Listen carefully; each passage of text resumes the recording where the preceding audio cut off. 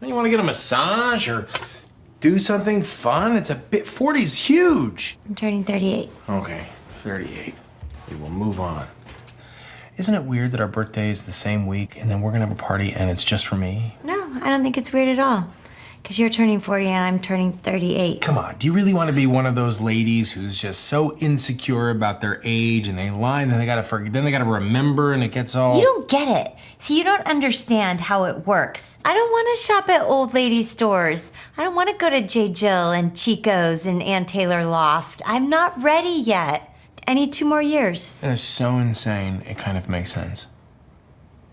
What did you get me for my birthday? Wait a minute, I thought you said that we shouldn't get each other gifts this year. What do you mean? You're supposed to give me a surprise gift. This is a big birthday. I'm turning 40. After you do Knocked Up and you decide that you're going to do This Is 40, was it a catharsis for both of you, your 40th birthdays? Did you email each other on those moments? Well, mine was a long time ago already. I remember when you turned 40. I remember. Did you go to his party?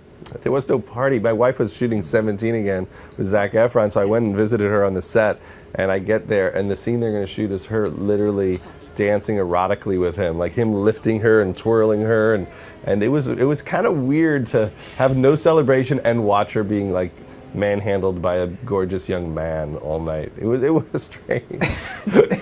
Somehow that should have been in the film. Yeah, I don't know how. It's you a could good have worked story. it It was a in, good but it is story. a good story. I'm always What happy do when an anecdote's happening. I'm like, this is an anecdote. This is good. It's happening. And then do you take something out and just put it in your phone or do something when that happens? I took a picture. You took a picture. That's it. I did. I have a picture.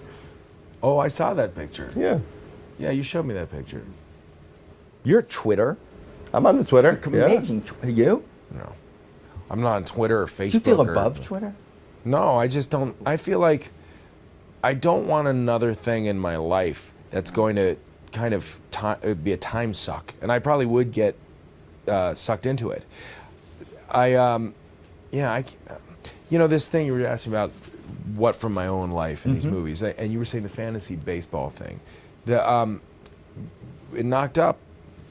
When we were talking about it, I said, you know, my wife has said to me, I am so sick of looking at your back, because I would just sit at a desk on a computer, like, you know, see and you know, seeing like I wonder what Hideki Matsui's kind of and it's in the movie, but I will get kind of sucked into it, and I just I don't want any more of that. Yeah, you're strong. I haven't been this strong. But you like it a lot. You do I like it. Well, because I don't He's good at it. Because I don't do stand-up anymore, so it's the only interaction I have of thinking of jokes and getting reactions. And I think it's funny that you could say something and thousands of people can get mad at you within like 8 seconds. Why do you want to subject yourself to that? I shouldn't. It's almost like you get a little rush out of just the interaction with people. And if I think of something funny, I get very proud of myself. Albert Brooks is on it, but he said he's going to start easing back, because if he comes up with a really good joke on Twitter, he literally feels like he's done his work for the day, and he doesn't have to like write his novel or write his screenplay. It's an He excuse. has some really funny ones. Yeah, it's the perfect thing to do it. It satiates your creative need. But who in the world of comedy out there now makes you laugh? Well, Louis C.K. yeah, Louis C.K. Stephen Merchant really makes me laugh a lot. His work. Chris Rock. I like Tim and Eric.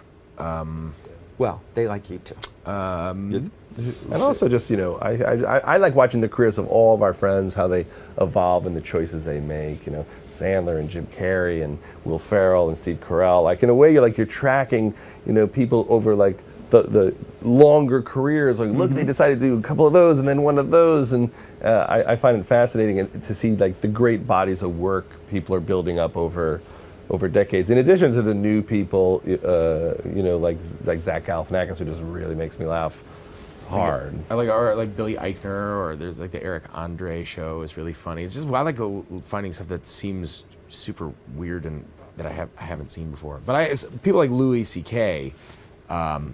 Or you know, George Carlin is, to me, he's I think my favorite comedian. But I like the kind of dramatic social commentary kind of stuff that they do, that they're masters of. I want to ask, as we end, a question about this movie and each of you. Not the best scene in the movie, not the worst, not anything, but something that just resonates for you personally. Well, for me, there was a moment that I didn't use because it wasn't necessary, but it was some of the motivation for making the movie. There was a scene where Paul and Leslie go to the therapist, and they're kind of, you know, they're getting along kind of at the time, and Paul says to the therapist, you know, I just feel like we're just one really great conversation away from never arguing ever again for the rest of our lives. And I always think that, like, how come we still argue about anything? Like, can't we just crack all the communication codes and know each other so well? And that became, you know, the reason to make the movie for me, was that idea of the frustration of, like, how come we still have stuff? Like, haven't we worked through it yet? But you don't. It just ebbs and flows. No, there's always new issues. Yes, it's Yeah. you know, when you love somebody. Otherwise, where would you go? What would Exactly. be This Is 41? Well, yeah. Yeah. 45. This is 45. Five. I got all sorts of new stuff. Yeah. I'm taking notes now. Are you casting? Some of your hair is going That's to it. have to Have to fall go out, out. Paul, for you to be able to handle Judd always this. makes me this is the other thing. Every time we work together, he makes me grow my hair long and gain weight. Every time. You can't be that attractive. You have to just... I ate so many cupcakes in this movie. You do. Cheeseburgers, too. Everything. Yeah, the whole deal. Yeah. Is that your scene? Is that your moment? Cheeseburgers and cupcakes? What was the thing that sticks with you? I think that, like, you know, that hotel scene. I think that that idea of going away just briefly to try and get back on track, to remind yourself why you're kind of together in the first place, and having it all kind of work out, where, you know, you do connect, that's resonant, I think, to me and in my life. My wife said what was resonant to her was the line that I say, everybody thinks that I'm so nice, but I'm really such a dick. She's like, yeah, that's exactly I thought you'd like that. That's it. You can't see this movie with your wife or husband or whoever you're with without hearing somebody say, that's you. Yeah. That's well, but it goes both definitely ways. you. It goes both ways. Yeah, it goes both ways. It but takes the somehow chains off. Women tend to win those arguments. No. Yeah, well, that's a little bit more. Does Leslie and your wife, do they meet and discuss things before a movie like this happens? We did it together. The Did it four together. of us, we all got together. It's a group therapy. It sounds like group therapy. And there it is. But you know what? I noticed that when we did it, it was really just Julie and I doing about 99% of the talking. Well, we're always talking, so we And they just needed sat it from and you. listened. Yeah, you need to hear I'm always so happy when he's like talking about whatever their issues are, and I just think that in that moment, hopefully Leslie's thinking, oh, everyone has this.